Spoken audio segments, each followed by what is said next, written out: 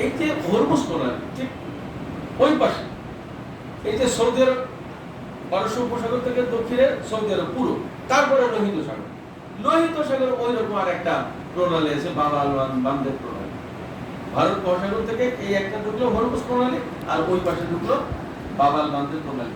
ওই বাব আল মানদেব প্রণালীটা ইয়েমেনের কন্ট্রোলে, এই হরমুজ প্রণালী ইরানের কন্ট্রোলে, ইয়েমেনের কন্ট্রোলে বাব আল মানদেব প্রণালী। ইয়েমেনের যে হুতি যোদ্ধারা তারা শিয়া মাযহাব অনুসরণ করে, হরমুজ প্রণালী যারা কন্ট্রোল করে ইরান তারা শিয়া মাযহাব কন্ট্রোল করে, তারা শিয়া মাযহাবের অনুসারী। খেয়াল করেন, তাহলে এই যে সারা অর্থাৎ এই যে হরমুজ প্রণালীতে যত তেল গ্যাস যাবে বা বিশ্ব থেকে এই যে মধ্যপ্রাচ্যের যে 8টা দেশ, সেই সমস্ত দেশের কাপড় চোপড় খাবার দাবার বিভিন্ন প্রোডাক্ট বিভিন্ন পণ্য চায় না, ইলেকট্রনিক সামগ্রী চায় না, এই হরমুজ প্রণালী না হলে না ঢুকতে পারে না বের হতে পারে, কোনো পণ্য ঢুকতে পারবে না বের হতে। এট দ্য সেম টাইম এই মধ্য এই হরমুজ প্রণালীতে যত তেল গ্যাস জাহাজ বেরিয়ে আসবে, এই বাব আল মানদেব প্রণালী যদি বন্ধ করে দেয় ইয়েমেনের হুতিরা যারা শিয়া, তাহলে এই হরমুজ প্রণালী বের হয়ে আসলেও এখান থেকে দিতে হবে। তখন কিন্তু সারা দুনিয়া ঘুরে, সেই আফ্রিকা ঘুরে আমেরিকায় ইউরোপে যাওয়া হবে, যে মাল যেতে পারতো 10 দিনে সেই মাল যাবে 40 দিনে, 30 দিনে জাহাজ খরচ, অনেক ব্যাপার।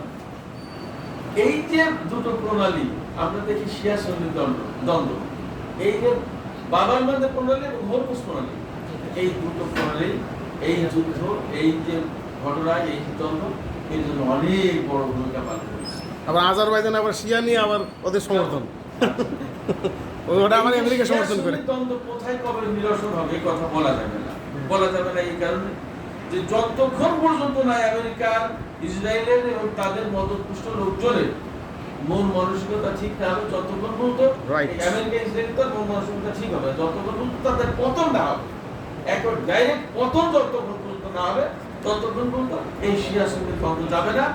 যেত যদি আমরা যাদেরকে মুসলমান বলছি, যাদের জন্য আফসোস করছি যে এই মুসলমানরা কবে ঠিক হবে, এই মুসলমানরা কবে জেগে দাঁড়াবে, কবে তার আত্মপরিচয় ফিরে পাবে। যদি কখনো কোনো আত্মপরিচয় ফিরে পাই তাহলে সম্ভব, বাট আমি মনে করি এটা খুব সহজ কোনো কাজ নয়, সহজ কোনো ব্যাপার না। এইটা প্রকৃতপক্ষে শিয়া সুন্নির দ্বন্দ্ব না, মধ্যপ্রাচ্যে যা আমরা দেখছি আমাদের সামনে খাড়া করে দিয়েছে শিয়া সুন্নি দ্বন্দ্ব, আমেরিকা, ইসরায়েল এবং তাদের দোসররা, কিন্তু এটা প্রকৃতপক্ষে শিয়া সুন্নি দ্বন্দ্ব না। আর যে কথা বলা হয়েছে যে কেন শর্ত ছাড়া ইরান যুদ্ধবিরতি মেনে নিল, দেখেন এই জায়গায় অনেক কথা আছে। প্রথম কথা, এই যুদ্ধ কিন্তু ইরান শুরু করেন। আমি সবসময় একটা কথা বলি, বহু বছর ধরেই বলছি যে ইরানের ইসলামী বিপ্লব যদি সঠিক হয়, সত্যি হয়ে থাকে, এবং আমি বিশ্বাস করি অবশ্যই সঠিক এবং সত্যি, ইরানের ইসলামী বিপ্লব যদি সঠিক হয়, সত্য হয়ে থাকে, তাহলে ইরান এবং ইসরায়েলের ভিতরে, ইরান এবং আমেরিকার ভিতরে যুদ্ধ অনিবার্য হবেই।